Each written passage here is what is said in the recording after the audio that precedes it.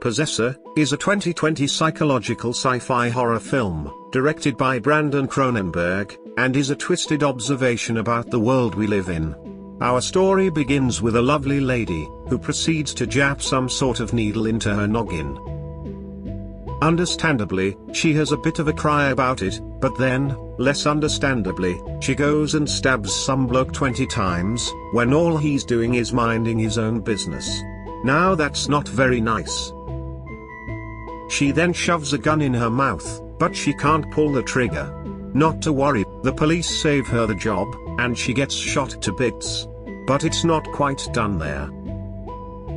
It turns out our stabby lady in blue is actually being controlled by some less miles away, on a comfy bed with some VR headset on.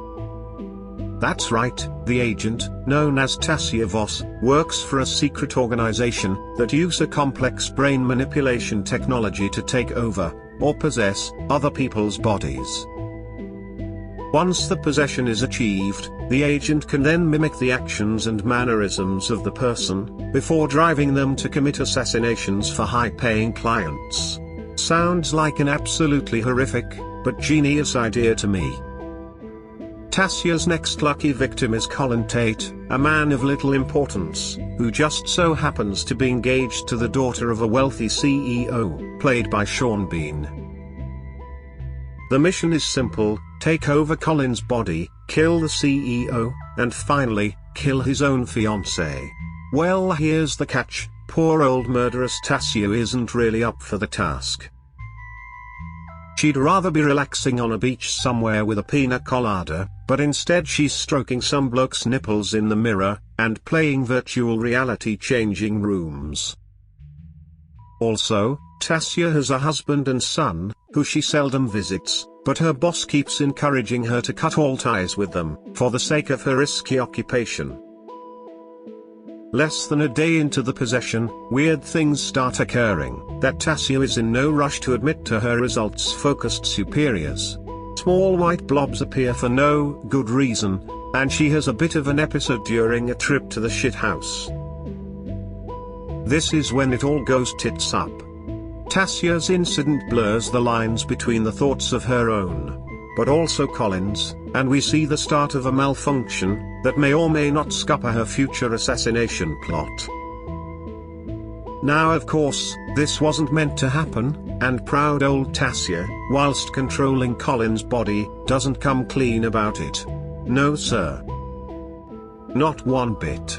Instead, she decides the show must go on, regardless of any small hiccups, like, oh you know, a conflict happening literally inside your brain.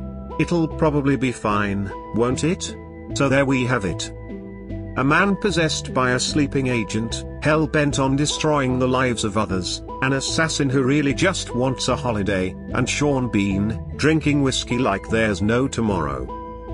Can Colin become self-aware, and battle this evil spell he's under? Can Tassia get the job done by offing herself, just like she's been ordered to? And can Sean Bean make it through the movie without being killed? I mean, come on, the guy's got an impressive track record of getting killed, like a lot. Possessor really took me by surprise if I'm honest, and its sci-fi tinged premise felt original and fresh. This kind of setup has been done before, usually with the use of a motiveless parasite or a satanic entity, but thankfully Cronenberg's version of possession didn't feel cheap, or cliched. I found the main theme of this movie to be poignant, yet terrifying. What if you woke up one day, but you weren't yourself? In fact, you weren't even in control. You weren't even you.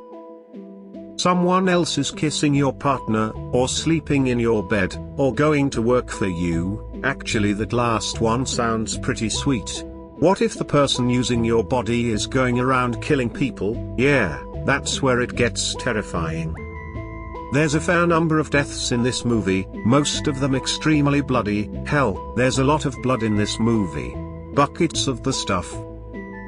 The special effects don't pull any punches either, when it comes to the more violent scenes, but I particularly enjoyed the glimpses where we saw the connecting faces of Colin and Tassia.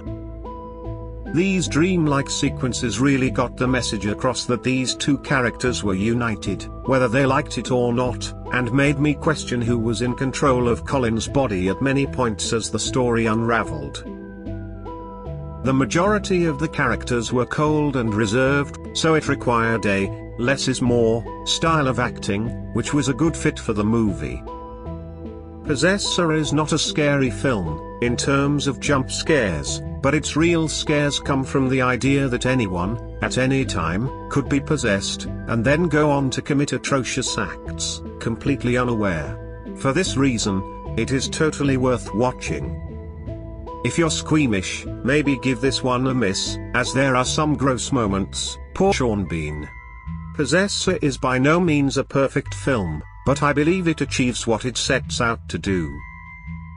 Brandon Cronenberg, much like his father, has taken the cocktail of thriller, horror, and science fiction, and created a surreal world that bends the mind, and leaves us wanting more.